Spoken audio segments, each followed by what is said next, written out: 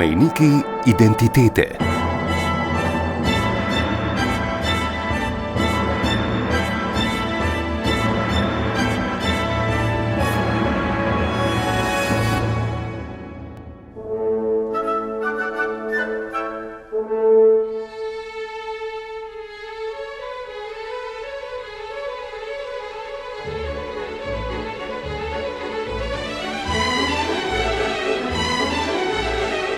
Sveti Miklavž je bil zgodovinska osebnost, znana po svoji dobrotljivosti. Škof, ki je postal svetnik in priprošnjik za mnoge poklice, zlasti povezane z vodo in transportom po njej. Priljubljen je postal v srednjem veku, še najbolj na vzhodu Evrope in pri nas, kjer smo se zidali prek 200 cerkva, ki so posvečene svetemu Nikolaju ali po naše Miklavžu. Tudi to, da smo mu poslovenili ime, priča o njegovi priljubljenosti med našim narodom.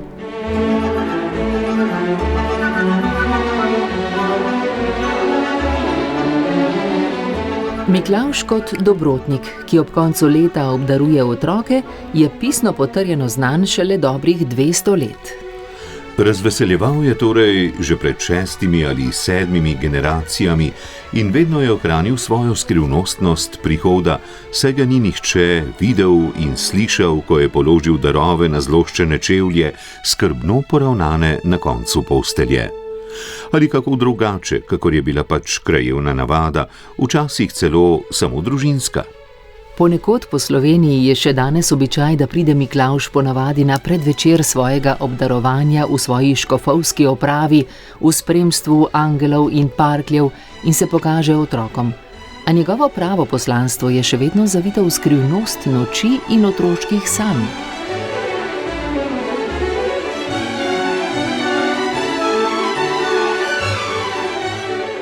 V naši povojni generaciji je bil poleg Miklavževe nočne obdaritve v skrivnost zavit tudi praznik sam, saj v komunističnih časih nismo smeli javno govoriti o Miklavžu in njegovih skromnih dobrotah. Toda primerilo se je, da je 6. decembra marsikak učenec žvečil suhe fige ali lupil tedaj težko dosegljive pomaranče, da se je vonj po njih razširil po razredu. In fige ali koščki pomaranč so potem navdušili vse, saj so jih bili deležni tudi sošolci iz režimsko pravovernih družin. No, pred podrobnostmi poslušajmo, kdo je bil sveti Miklavž kot zgodovinska osebnost. O tem govori profesor slovenskega jezika, etnolog in antropolog, režiser in teolog komunikacije, jezuit pater Marjan Kokal. Sveti Miklavž seveda je zgodovinska osebnost, ki izhaja iz današnje Turčije, se pravi, to je Mala Azija. Mesto, kjer se je rodil, se je imenovalo Patara, to je jugovzhodni del današnje Turčije, potem pa je kot škof deloval v Emiri in tam tudi umrl. Letnica rojstva ni čisto znana, čisto določena, ko locirajo nekje med 270 pa 285, se pravi kar 16 let je razlike. Umrl pa naj bi okrog 350-351 leta v Emiri kot škof. O samem življenju se ne ve tako veliko, predvsem pa je znano, da je bil udeležen na Nicejskem koncilu leta 325, to je bil znameniti koncil, prvi vesoljni koncil, ko je šlo za vprašanje arijanstva v cerkvi. Tam je imel odločilno besedo, poleg Aleksandra Aleksandrijskega, in tam je šlo za obsodbo Arija in je nastala tudi današnja nicejska veroizpoved, ki jo molimo še vedno v cerkvi. Dopolnjena je bila potem leta 381 s prvim carigrajskim koncilom, ampak pretežno je nastala takrat. Najbolj znan je potem pravzaprav sveti Miklavž. Njegova dobrotnost, po kateri slovi, pa je bila znana že pri njegovih starših, se pravi, starši so po izročilu zelo radi obdarovali reveže. Dolgo časa sta pričakovala tega otroka, bila sta sicer precej premožna starša.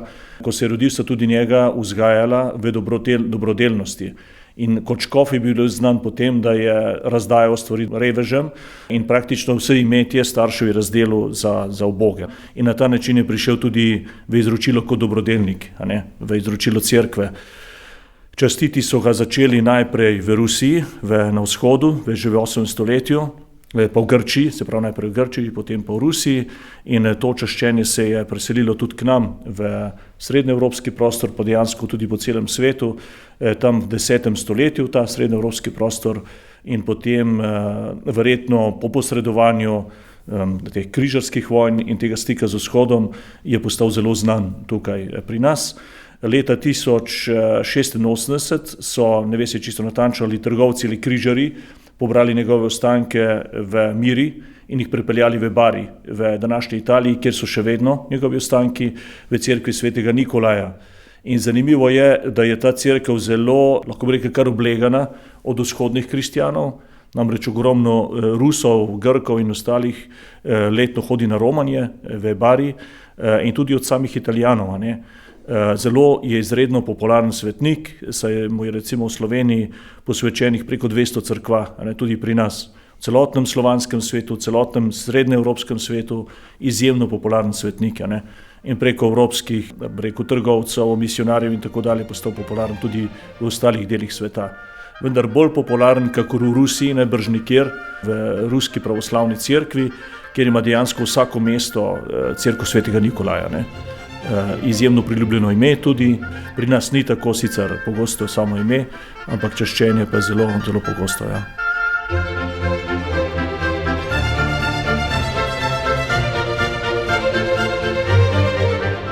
Kdaj pa postane legenda obdarovanja?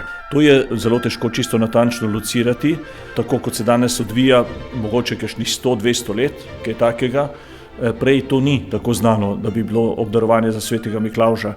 Tudi obdarovanje praktično spada v srednjeevropski, alpski prostor pravzaprav, bolj srednjeevropski prostor, drugje tega ne poznajo na tak način.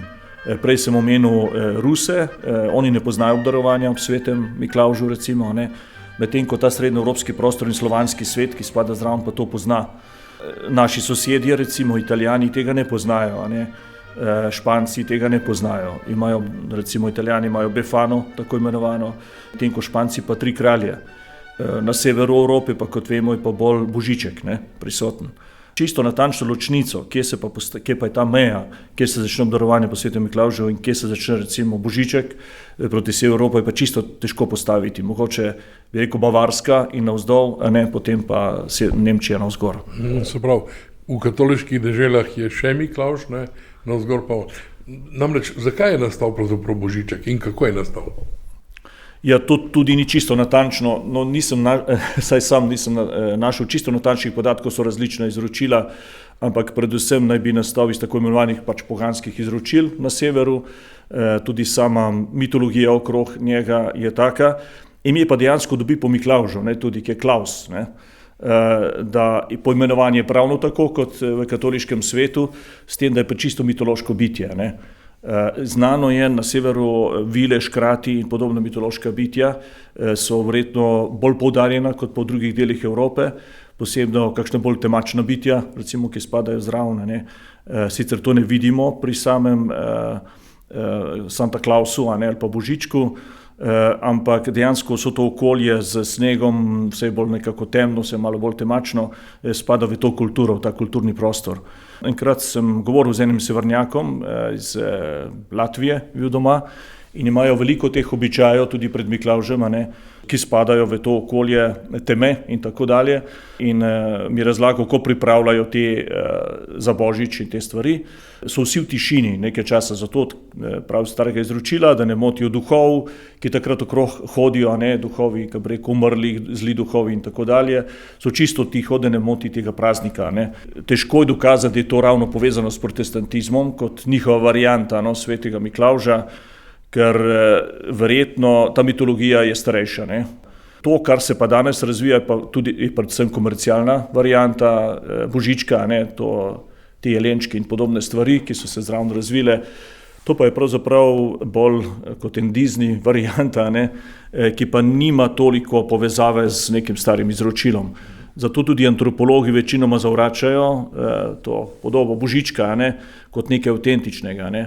V tem vidijo večina bolj nek komercialni produkt. Dedek Mraz na vzhodu je pa nastal iz čisto političnih vzrokov, ne? Ja, tako.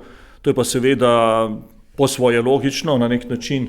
z pač prihodom komunizma v Rusiji, seveda odpadejo vsi svetniki, odpade religija kot taka, ne?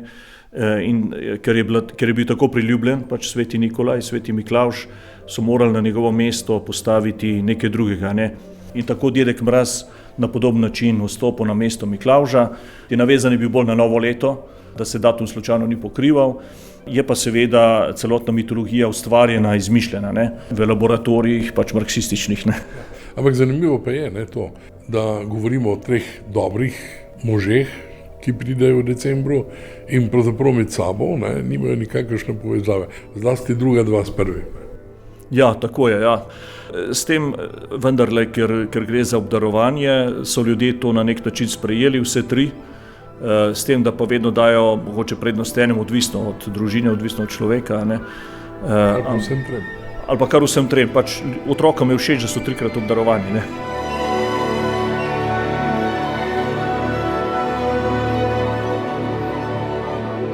Običaj miklavževanja na Slovenskem ima danes skoraj toliko pojavnih oblik, kolikor je vasi in krajev, a za vse je značilna skrivnostnost. Obiskali smo profesorico slovenščine in angleščine in zbiralko narodove etnološke dediščine Dušico Kunaver, ki ima seveda z Miklavžem tudi veliko svojih izkušenj. Miklavž je eden ljudskih svetnikov, ki je pa neverjetno priljubljen ravno pri nas v našem narodu. No, če bi lahko to mogoče utemeljili z številom cerkva, da jih je 200 na Slovenskem, svetemu Miklavžu, pa spet, da je ta domače ime Miklavž, da to ni sveti Nikolaj, tako kot bi moralo biti, da ga je ljudstvo tako nekako posvojilo tudi z imenom, pa predvsem priljubljenost pri otrocih, pa začetek teh svetlih decembrskih praznikov, ki se nekje uvajajo z Miklavžem, tako da je zelo domač praznik, bomo rekli, Miklavževo. Miklavževo je znano po obdarovanju. Ja, no, če bi mogoče malce posegli v to zgodovino obdarovanja. No, kako globoko nazaj sodi, pravzaprav ni prav pretirano dolgo, ne? Ta, bi rekla, krščanska oblika, če greva, tako midva govoriva o ljudskosti. Ja. Ampak svet Miklavž je seveda krščanski svetnik, moramo pa seči zelo daleč v predkrščansko obdobje, ker takrat že v tej davni predkrščanski dobi, v poganskih časih so bili v decembru, v začetku zime, našemljenci, vsa ta vedna našemljenost je vedno neka zaščita, da se preganjali demone ali karkoli že bilo. No, krščanstvo je seveda na dokaj pametni način so prekrili ta poganska obredja z nekimi krščanskimi navadami. No, zato ti obhodi Miklavža, če vzamemo tako najbolj ljudsko, obhodi svetega Miklavža in Parkeljna, ki hodijo od hiše do hiše, no spet Miklavž pa Parkelj na eni strani svetla, temna podoba teh obhodov. Ampak, ko ste mi rekli obdarovanje, no to pa je res iz krščanske legende izhaja. No, če gremo, da je svetnik, ki je živel v 3. stoletju, pač nekje v Mali Aziji, legenda o njem govori, da je zvedel, da ima en siromak 3 hčere, ki bi se seveda rade poročile. Vemo pa vsi, da dekle brez dote ni zanimiva nevesta. In ko je Miklavž to zvedel, ko je sveti Nikolaj, bomo rekli, to zvedel, je nastavil 3 kepe zlata na okno. No, srečne deklice so postale srečne nevestice in ta, bi rekla, navada ali pa ta legenda je postala tako priljubljena med ljudstvo, tako da še danes vemo, da Miklavž bo sigurno prinesel jabolčka, pa orehe, suhe slive, suhe figice, recimo, so taka legendarna darila Miklavževa.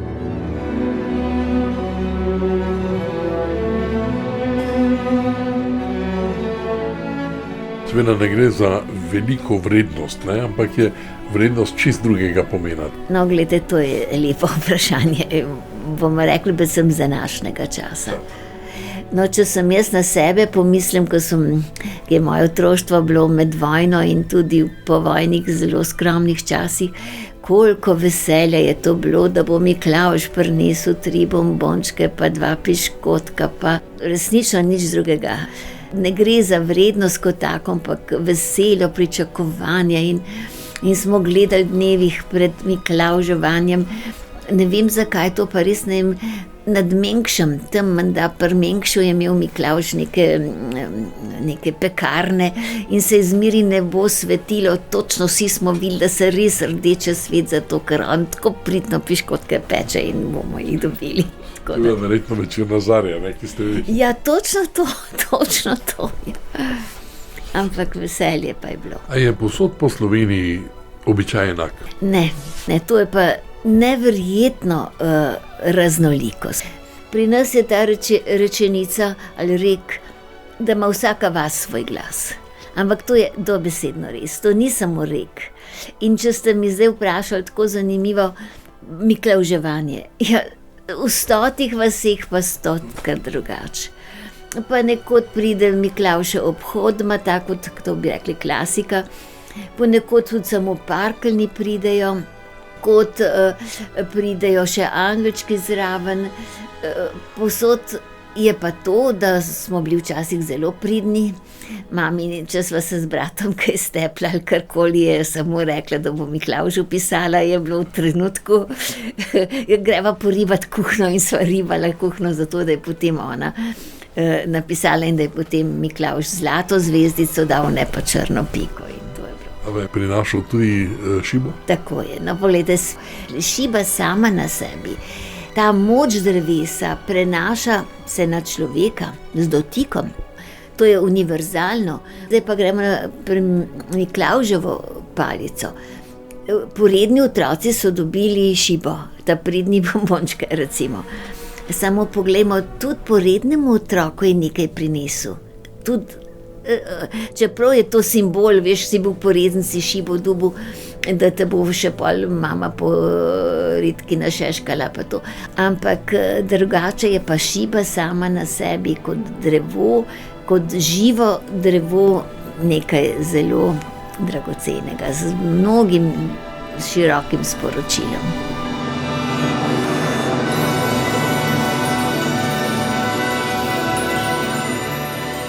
Mi vsi, tudi ob Miklavžu, se zdajmo zavedati, da imamo tako bogatstvo v ljudskem izročilu ravno v tem, da v tej vasi tako v sosednji že malo drugače. Ponekod so ravno ti parkeljni, kakorkoli so jim že rekli, so strašili otroke. Tako da moramo tudi to negativno, ne smemo pozabiti, da je veliko otrok bilo tako neskončno prestrašenih, da so tudi zboleli lahko od tega. In da so kakšni taki vaški pobalini, za Miklavža se je dal eno masko, pa ves tak strašljiv, pa verige, pa je rožljalo, pa vse to seveda, da so se otroci bali, ne, tako da in je bilo v nekaterih vaseh bolj poudarka na parkeljnih kot na samem Miklavžu. Tako da je treba, mislim, ob tem, ko govorimo o njemu, res na te dobre plati Miklavža. Recimo, če sem spet mogoče malce osebna, no, tudi pri svojih otrocih, to, da je Miklavž dobro vzgojne vlogo tudi imel. No, recimo k sosedom je prišel, mi smo vsi vedeli, da bo prišel k sosedom, Miklavž je dejansko prišel se svoji tisti opravi, pa zlato palco, skofovsko, pa z vsem tem. Samo recimo mojim otrokom, deklice so še bile 2, tretjega še nismo imeli, je pa rekel, da preden je prišel k sosedom, da je pokukal skozi okno in je videl razmetano sobico in da to mu ni bilo všeč. In če bosta pospravljali in sta obljubili in je bilo potem pospravljena sobica. No. Bomo rekli tako na tak prijazen način, ne, je lahko učinkoval. Govoriva o vzgojni vlogi, ne?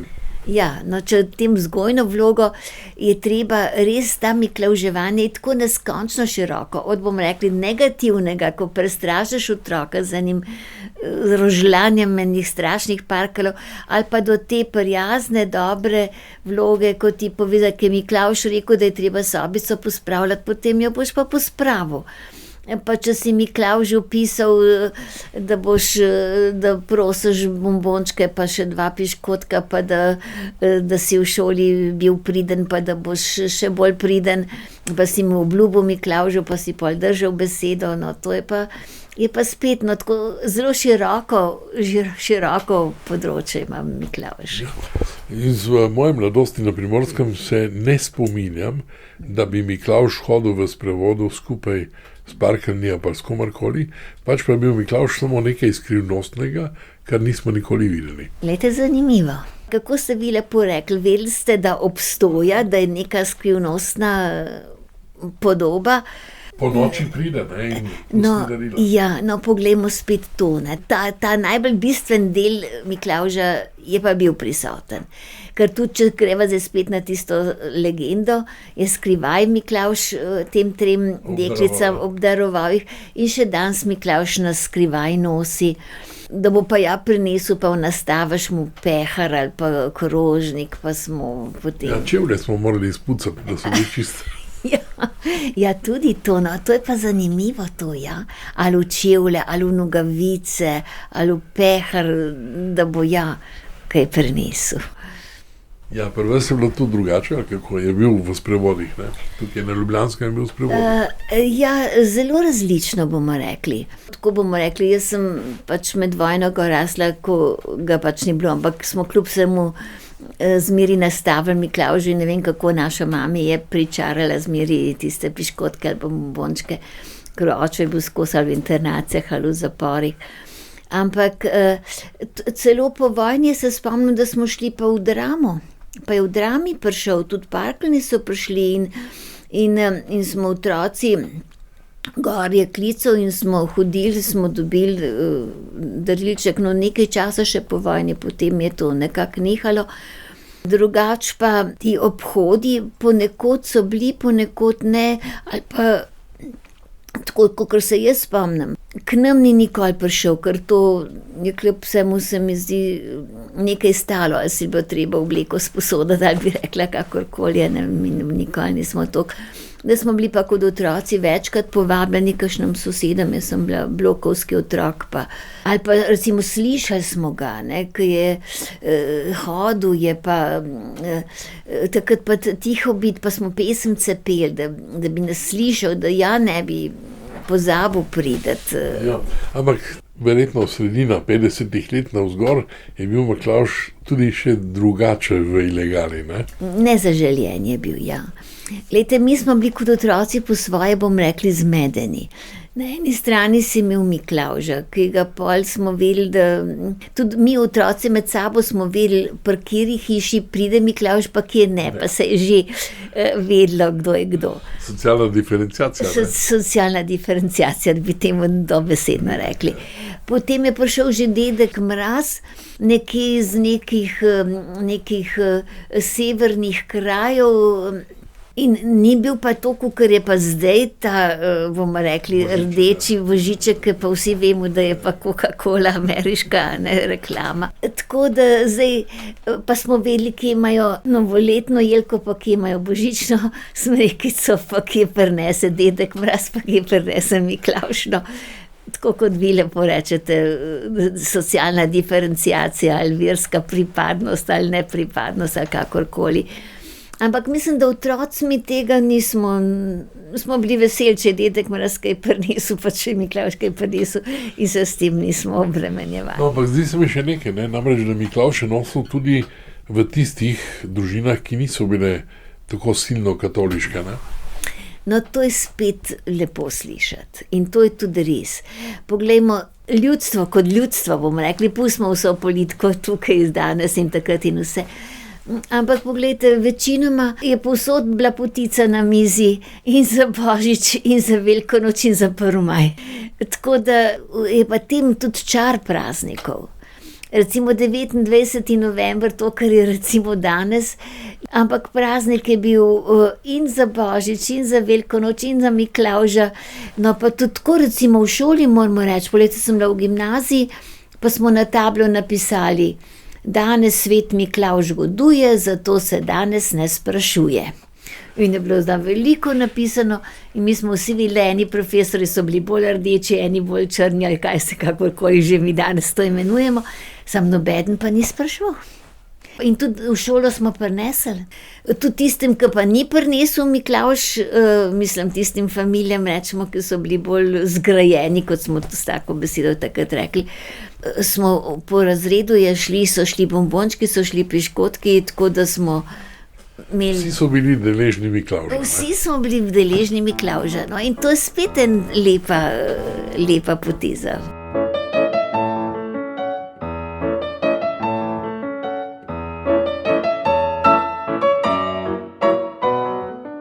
Tako kot velja, da ima na Slovenskem vsaka vas svoj glas, svoje narečje, tako velja tudi za običaje, šege in navade, pravi Dušica Kunaver.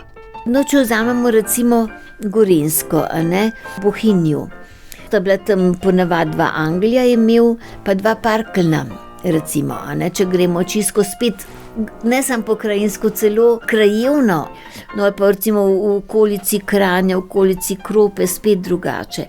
Zahodna Slovenija, recimo Kras, no tam pa Škratnike tudi, pa poglejmo tudi spet zla bitja.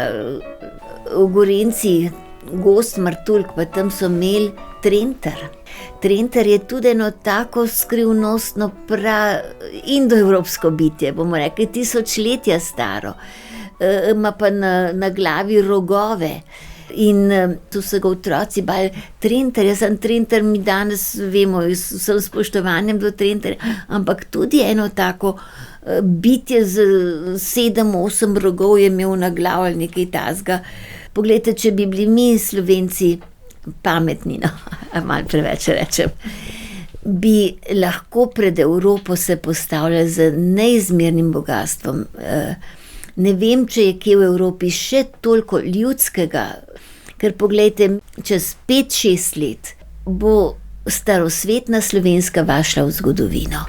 Tisti, ki so še s cepci mlatili, tisti, ki so še s koso kosili, cela vas na enem travniku, so stari 90-95 let.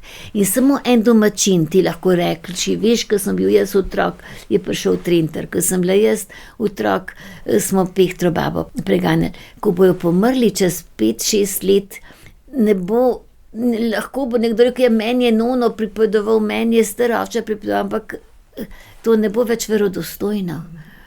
Glejte, zdaj, ko smo v decembru, sonce umira, ja pa ne stoj križem rok, pa da ti bo sonce umrlo. Stari svarok, pejt pomagati soncu, da ne bo umrlo. Kako greš pomagati? Pejt na en visok hrib, zakuri kres.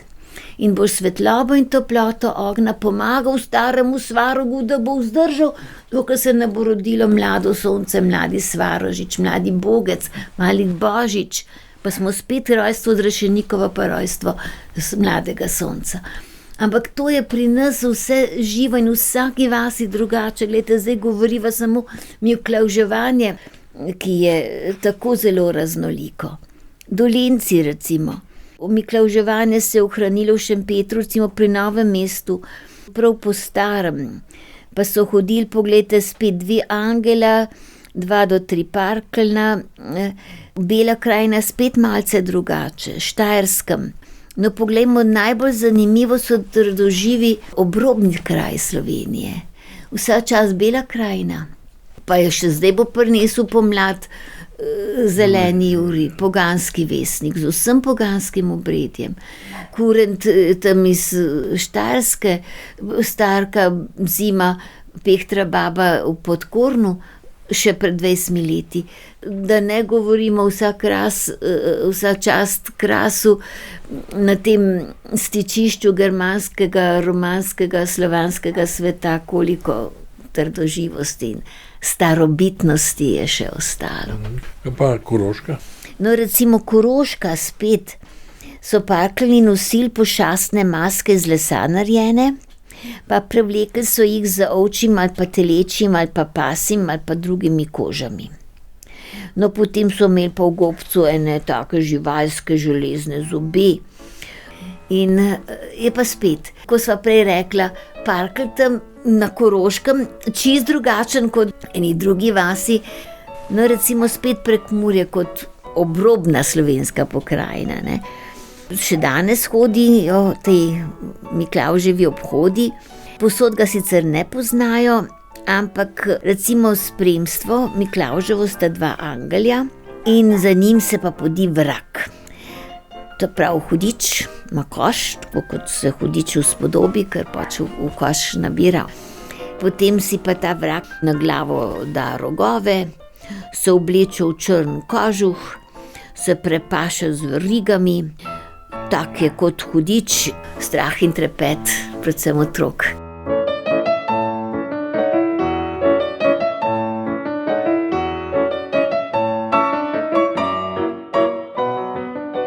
Vsi našemljenci, torej dejansko poglejmo kurente, gremo pehtre babe, so, bomo rekli, našemljenci. Ampak kaj, človek, ko je našemljen, dobi veliko večjo korajžo. Glejte, kurent ti pregžene nekaj tako strašnega, kot je zimo. Ampak on je za tistim svojim krinko ali nekaj takega zelo varen. No, če gremo zdaj v te Miklavževe obhode, ki so, je pa vedno to, tudi vsa verstva imajo bogove, pa demone, pa dobre, pa slabe duhove, to je pač na svetu tudi tako. In parkelj, no zdaj, ali je ena možnost, so to pač kot parklji, a ne, ki te že potem se da praska. Ena jezikoslovska razlaga naj bi bila, da iz nemške Bartl. Poglejmo, vsak narod drugače sliši. Grški Theodor bo tam Feodor ali nekaj, skratka, nemške b-je mi slišimo kot p-je, ja? V ljudskem jeziku, a ne, ker nepismeno ljudstvo je ta, kažete jezikovne, ker mi, če si opismeniš, si pol pod pritiskom pisane besede, a ne. Ja. Drugače pa imamo nemški Eisenbahn, imamo Eisenpon, Hobelbank je Hobelponk, nemški Bauer je naš Power in tudi ta Bartl je potem postane pač parkelj. In kaj pomeni Bartl po nemško? Je tudi tako demonsko bitje, tako zlo bitje, a ne, tako da. No, poglejte, če smo, da je ta parkelj spremljevalec Miklavža. Recimo to svojo dobro vlogo ima potem Miklavž poudarjeno. Recimo, spet govorim, zdaj spet iz mojih izkušenj, tudi kadar je prišel v gledališče, ne, on je prišel v svet, v bel, zlato, tisto škofovsko opremo, dobro bitje, ki nas bo vse obdaril. Tam so bili pa parklji, renčali pa to, on jih je skozi miril. Pa če je kakšen otrok, so ga hoteli malo pozvati, ga hiter, daj, pejš proč, a ne. Tako da je bil tisti dobri, ki zelo odganja tistega in varuje otroka pred parkeljom, ne, tako da. Ja, ves čas je igra dobrega in slabega, ne. Točno tako, točno tako. Pa tudi vsi ti, če gremo samo na decembrske šege, skozi je to dobro, slabo.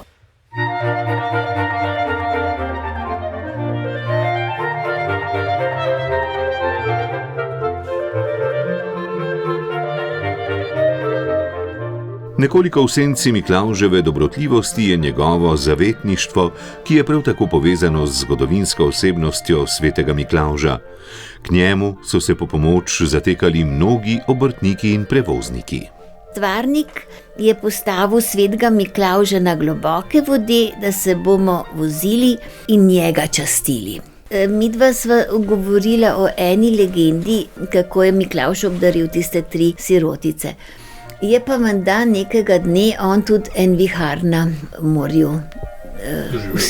Ja, in rešil ene mornarje, je ustavil vihar ali nekaj takega.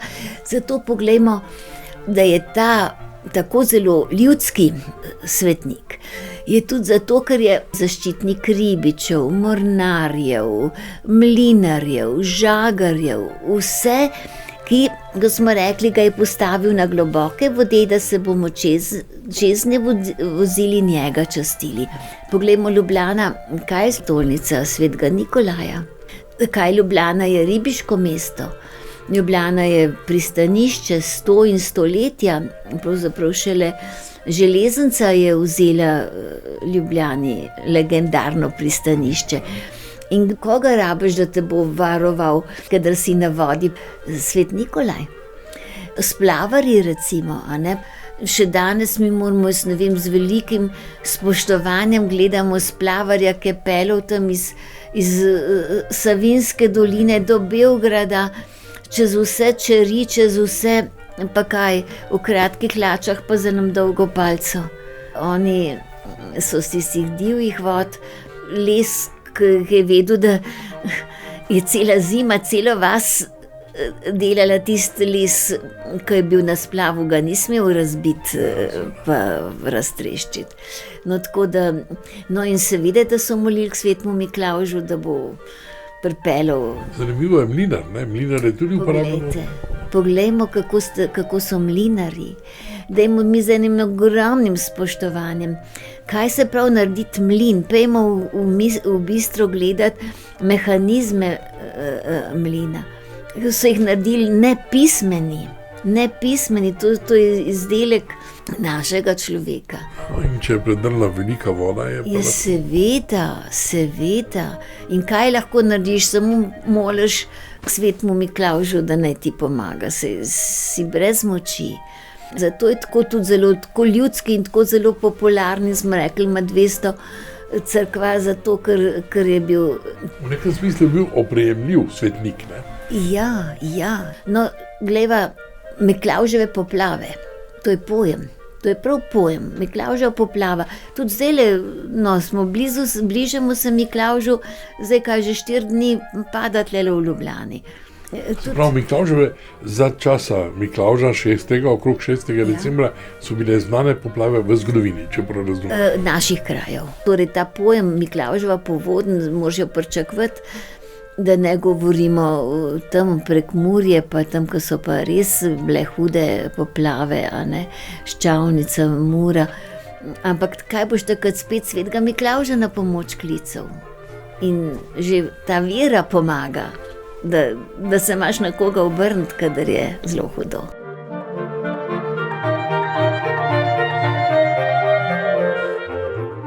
Bolj kot nasprotje med dobrim in zlim in tudi med svetlobo, ki začenja preganjati temo, je pri Miklavžu v ospredju njegova dobrotljivost. Preučevanje obdarovanja je vedno pritegnilo številne antropologe, pravi pater magister Marjan Kokal. Institut obdarovanja je seveda izjemno pomemben, posebno kar zadeva otroke, ne? Dobro vemo, da vsak človek čisto antropološko rad sprejme dar, ni vrednost sama na sebi, ampak je izraz tistega človeka, ki nam dar daje, ne? In vedno gre v ozadju za odnos pri daru, ne? Sama stvar nas mogoče niti ne bi razveselila toliko, mogoče po neki vrednosti, če bi si s tem lahko ne vem kaj kupili ali nekaj naredili, ampak predvsem je pomembno, kdo nam to daje in s kakšnim namenom. In v primeru, ko gre za, recimo, če gremo za svetega Miklavža, ne, gre tukaj pa za obdarovanje strani svetnika, se pravi, sem bil priden, sem dobro delal in sem nagrajen. Mogoče to sovpada prav z vprašanjem nagrade po opravljenem delu, a ne. Človek je rad pohvaljen, je rad nagrajen in to mu da tudi motivacijo potem za delo, za življenje in obdarovanje je pri tem izrednega pomena.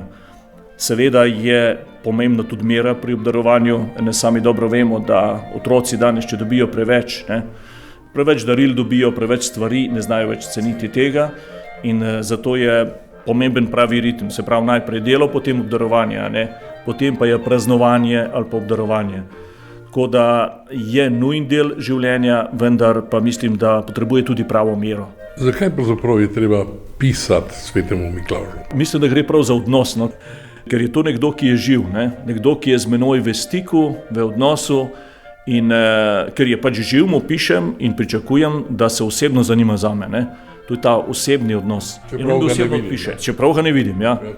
Pri nas doma se še spomnim, je bila navada, da pred Miklavžem ali pa par dni prej, cel teden, so se odprlo okno, se je pokazala bela roka in je vrgla bombone v sobo noter. Je nekdo od bratov ali pa sester to naredil, ampak dejansko smo videli tisto roko in smo rekli, videli smo, se pravi, zelo pomemben je ta odgovor, ta dialog. Ti pišeš, on odgovori nazaj, tukaj v tem primeru celo z neko gesto, hoče reči, sem že blizu, pridem, prihajam in to neverjetno veselje potem v otroku, ta stik, ta dialog, nekdo misli name, nekdo me ima rad, mislim, da je pravzaprav tudi to v ozadju. Miklavž ima rad vsakega otroka.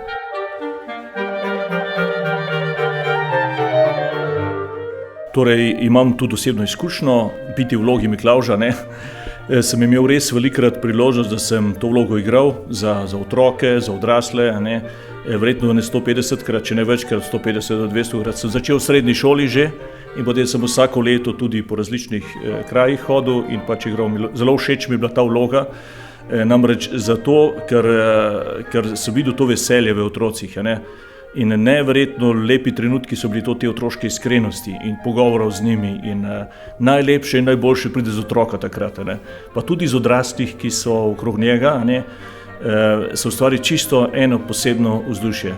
In to je nepozabno, ko vidiš te iskreče otroške oči, ki čakajo na darilo, oziroma ko se pogovarjajo z nekom, ki prihaja z nebes, od drugje. In to vidiš v otroških očeh. To je bilo res nekaj posebnega, Izredno lepa vloga. Preko te vloge se da ogromno dobrega posredovati otrokom in ljudem.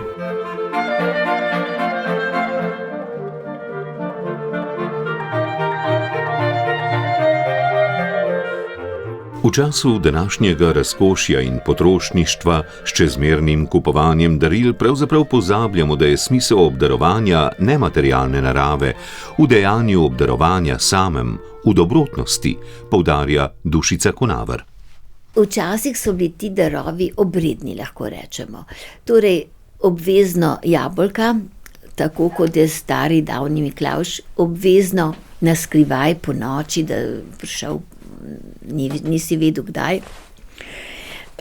Potem bilo pa suho sad, to, kar je recimo v kmečki tudi revni hiši nekako bilo. Sicer se lepo hranilo suho krheljčki, suhe slive, suhe fige, recimo na tem zahodnem obrobju. Ampak skromno je bilo vse. Vse samo za pojest in še tega zelo malo. No, potem, to je bilo pač stara obdobje. Potem so že počasi prišli bombončki, kakšen lectov srček, kakšen tak piškotek že s kakšnimi oblivi ali nekaj takega. Ampak nič drugega. No, potem počasi je bilo prišel kakšen šolski zvezek, svinčnik, kakšna dragocenost je to. Pa to ni toliko let od tega, to je leto 45 bilo. No, ampak če je Miklavž prinesel svinčnik, pa če je prinesel zvezek, pa če je prinesel eno radirko, je bilo to veliko, veliko darilo. In jaz bi rada današnjim otrokom povedala, da je veselo pričakovanje, izpolnitev neke želje, velika sreča, večja kot pa če danes ne vem, kaj vse se zmišljuješ, pa dobiš, kar ne rabiš, tako da je sreča doma, drugod, v nekih vrednotah. Pravzaprav niti ni materialna, ampak je. Ne, sploh ne. In kar se tega tiče, smo mi kot otroci veliko več veselja doživljali. In zato, ker smo se veselili, ker si celo, sanjal 5, 6, 7 let, da boš dobil smučkice, pa si dobil ene stare, pa jih je potem oče popravil, pa zaflikal. Ampak koliko smo to veselje doživljali ob tem, tako da ni v materialnosti, gotovo ni sreče in veselja, Saj ne v taki meri, kot kadar je neko otroško veselje, neka izpolnitev želje, ki jo je pač Miklavž v tem primeru velikokrat izpolnil.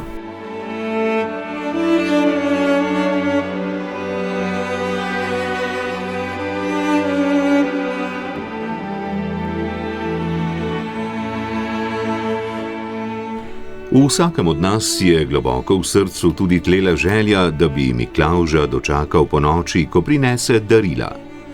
A nihče ga ni nikoli videl ali srečal. Zaspanček je zatisnil oko vsakomur, še takemu junaku. V otroštvu smo skoraj vsi pisali pisma Miklavžu. Kdor ni, je bil prikrajšan za čarobne trenutke, ki so sledili pričakovanju in izpolnitvi želja. Za trenutke, ki jih iz razdalje odraslosti prepoznavamo kot sicer droben, a pomemben del oblikovanja naše osebnosti in identitete. Seveda, pismo si moraš pravočasno pisati, da ne bo potem Miklavž pozabil, postaviš ga na okno in potem zjutraj ta prva stvar greš pogledat, če Miklavž pismo odnesel, no seveda, da ga je odnesel, ne to pomeni, da že ve. No in zdaj bi pa jaz rada prebrala pismo, ko sem ga pa dobila kot mamica, so bili že vsi 3 otroci, recimo, da je bila leto 72, 73, ko je bila najstarejša, že 1. ali 2. razred. In zdaj beremo to, kar sem spravila, to kot od mojih otrok. Dragi Miklavž, zopet je leto naokoli in prišel nas boš zopet obiskat. Ker vemo, da nam vedno kaj prineseš, ti bomo zdaj le kar napisali svoje želje. Želimo si krhle, suho sadje, vsakemu enega parklja, čokoladko, kakšno pomarančko, pa rožiče. Pa smo zdaj zaključili s svojimi željami in se ti že naprej zelo lepo zahvaljujemo za vse, kar nam boš prinesel. Upamo pa tudi, da ne boš nam zameril, da ne boš hud, ker ti tako pozno pišemo.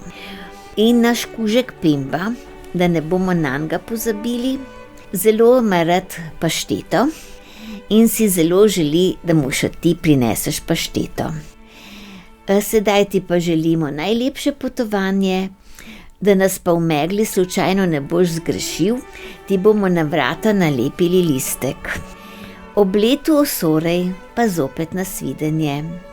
Pozdravljamo te vsi, oči, mami, Vlasta, Primož, Brigita in kužek Pemba.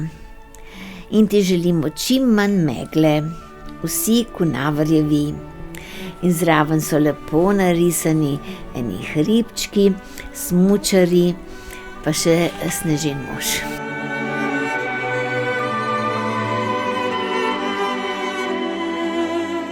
Ampak zanimivo, da piše v množini, ne? Se pravi v imenu vseh. Ja. No, tako, ja.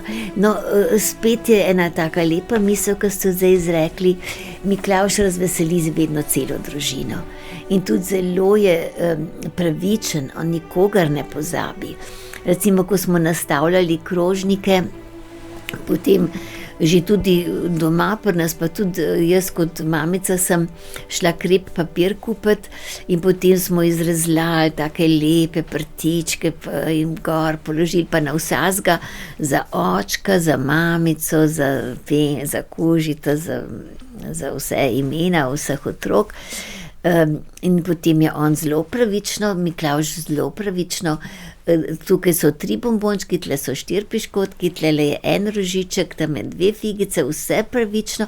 Na sredo se pa potem da še mogoče vsak recimo 1 pomarančko, kar je že veliko razkošje, pa recimo tudi celo kakšne barvice, vsak to pri otrocih, a ne. Potem kakšen zvezek, pa je bilo pa na sredi več piškotkov, tis pa za vse. A ne, tako vsakega posebej so obdarili, pa še nekaj pa skupnega. Ja, no, tako da tudi tle, če greva zdaj te dobre momente, a ne, tega Miklavževanja, pravičnost, pa tudi to, da smo v šolo potem nesli bombončke pa piškotke, da je cel razred imel nekaj od tega, to da tle... Ja, ti dobri momenti so, se pravi delitev tudi naprej med drugim. Ja. Da paziš, da ne bo kdo ostal brez. To bi spet v današnjih časih rada zelo poudarila.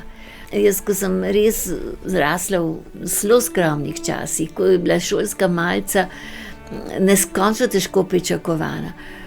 Pa smo imeli v razredu enega, ki je bil očka njegov pek, je prinesel 4-5 žemelj vsak dan, ampak cel razred, nas je bilo 40, vsak škec, si rekel.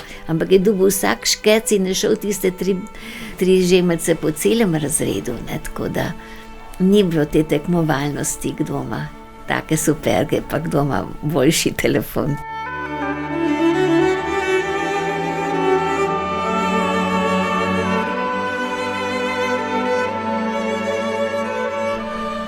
To je bila oddaja Mejniki identitete o Miklavžu na Slovenskem. O dobrem možu, ki obdaruje otroke, sta govorila profesor slovenskega jezika, etnolog in antropolog, režiser in teolog komunikacije, jezuit pater Marjan Kokal ter profesorica slovenščine in angleščine in zbiralka etnološke dediščine našega naroda Dušica Kunaver. Oddajo sva povezovala Jure Franko in Maja Mol, posnel tonski mojster Jernej Boc, avtor oddaje je Ivan Merljak. Oddaji lahko spet prisluhnete prek spletnih strani Radiotelevizije.